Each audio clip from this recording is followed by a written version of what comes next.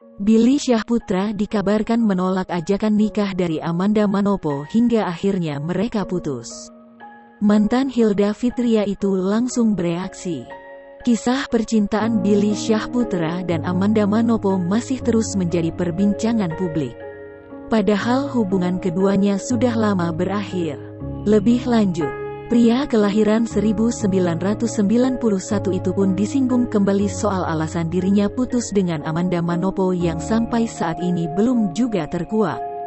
Tak mau langsung jujur, adik mendiang Olga Syahputra itu mengatakan bahwa mantannya tersebut memang sudah memiliki target menikah.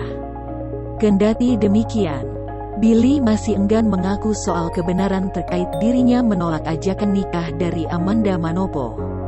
Seperti yang terlihat saat bersama Amanda Manopo, Billy Syahputra seolah tak pernah absen pamer kemesraan bersama. Ia bahkan sempat dijuluki budak cinta, bucin, saat bersama pemeran Andin di sinetron Ikatan Cinta itu.